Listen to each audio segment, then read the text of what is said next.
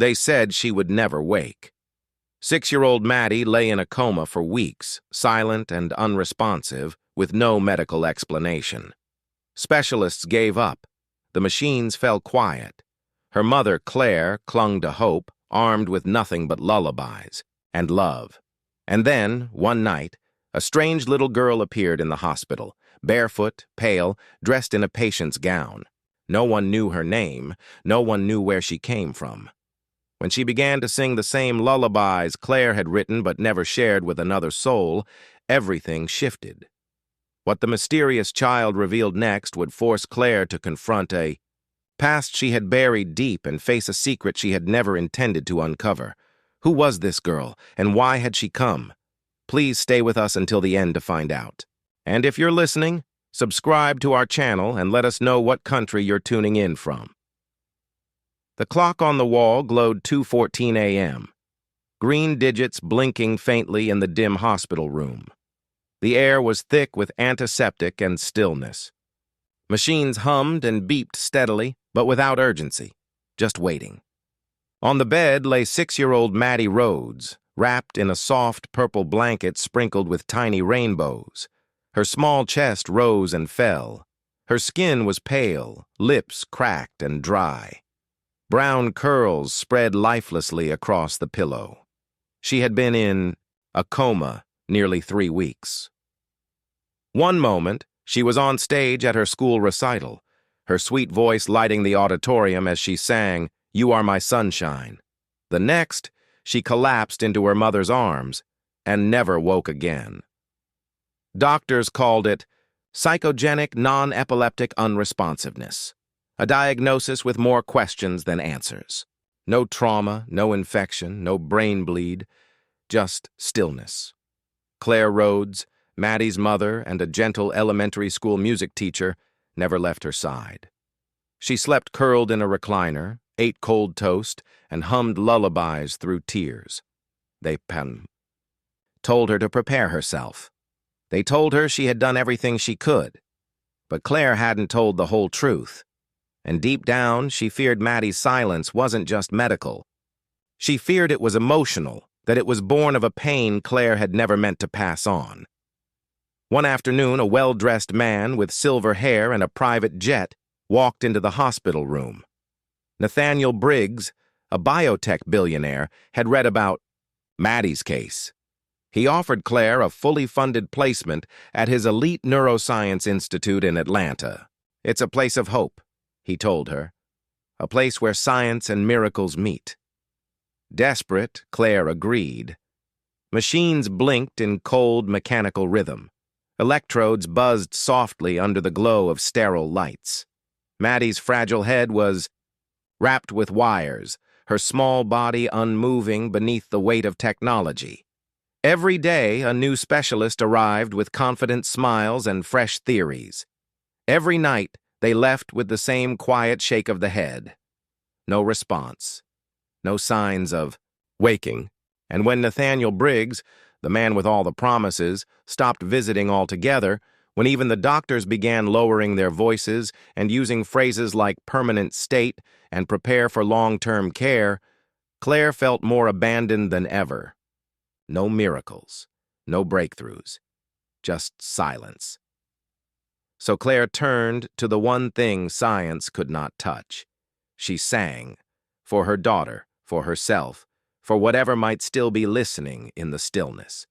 That night, Clare sat by Maddie's bed, humming a lullaby, one she had written long ago but never sung aloud. A private song meant for a child who never had the chance to hear it. And then, from the shadows, a quiet voice joined in. Clare froze. At the doorway stood a girl, no older than 8. She was pale and frail, her bald head uncovered, her hospital gown hanging too big around her thin frame. Her bare feet made no sound, but her voice matched Clare's note for note. Clare's eyes widened. "How do you know that song?" The girl didn't answer. She stepped closer and whispered, "She's still listening. But she's waiting for something else, something you haven't said yet." Clare turned slowly toward Maddie's still body, then back to the strange, pale girl at her side, the child who somehow knew the song, the child who had appeared like a breath from another world. Something about her presence unraveled a knot inside Claire's chest. Words, pressed at her lips, sharp, painful, but necessary. "I never told you, Maddie." Her voice broke. "Before you were born, I lost a baby, a little girl, your sister." Her throat trembled. "Your father, he was abusive. I stayed too long. I thought I could fix him, but I couldn't. He drank. He screamed. He hurt me. And when I became pregnant with you, he wanted me to get rid of you too." Claire swallowed hard. "But I couldn't. I left him when you were 2. I had to protect you. I buried everything after that. Even your sister." Her voice cracked. "I thought I was building a new life. I didn't know. Maybe you felt the sadness. Maybe you carried what I never faced." The girl nodded gently. "She just wants to know the truth," she whispered. "Sing again." Claire's chest ached as she drew in a breath, then began the lullaby once more. "Even when the sun forgets to shine, my love will light your skies." Her voice broke with every note. The girl sang with her, perfectly in tune. As the final note faded, Maddie's fingers twitched. Once, twice. The monitors lit up. By morning, Claire had nearly drifted to sleep when she heard a soft voice. "Mommy?" She jolted upright. Maddie's eyes were open, glassy, slow, but awake. Claire collapsed over her, weeping and laughing at once. "You came back," she sobbed. Maddie nodded weakly. "My sister told me to follow the song." Claire froze. "What sister?" Maddie's eyes shimmered. "She said she's in a better place now. She saw everything. She said she couldn't save both of us, but she could save me." Claire's breath caught in her chest. "She said you're stronger now, that she's proud to see you doing better, Mom." Tears spilled down Claire's face. The realization didn't just arrive, it crashed over her like a tidal wave. The girl in the gown, that familiar presence, the way she had looked at Maddie with love. It all made sense. She wasn't just some sick child wandering the halls. She wasn't just a mysterious patient.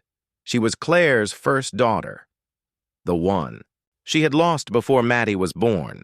The baby buried in silence and heartbreak, returned not for herself, but to save her little sister. Later, Claire found no records of the girl, no name, no patient chart, no security footage. But it didn't matter. She knew who she was. She called her the angel she couldn't protect, who had come back to save her sister. In the months that followed, Claire poured her grief into purpose. She founded the Still Light Project, a non-profit for women who had lost children and for kids with neurological conditions. She spoke out about domestic abuse, about guilt, about survival. She told every woman, "You didn't stay because you were weak. You stayed because you were human, and now you get to start again." Together, she and Maddie launched a YouTube channel called My Sister's Song. Children from around the world submitted lullabies for loved ones they had lost. Some were scribbled in crayon, others achingly beautiful. Every one of them was a prayer. A year later, Claire returned to the hospital. She walked the quiet halls until she reached the garden where she had first seen the girl. The sun broke through the clouds. For a fleeting moment, she saw a small figure in a gown, pale as mist, standing in the light. The girl smiled, then vanished. Claire closed her eyes and whispered, "I see you now. I remember you. I love you forever." Miracles don't always arrive with noise. Sometimes they come in silence, bare feet, soft voices, and unconditional love from the ones we've lost. Sometimes they return not to save us, but to remind us we are still worth saving. And sometimes They come as the sister you never knew you had lost. Do you believe love can reach beyond this world? That a child never born could return only to save the sister she never met? Or maybe the better question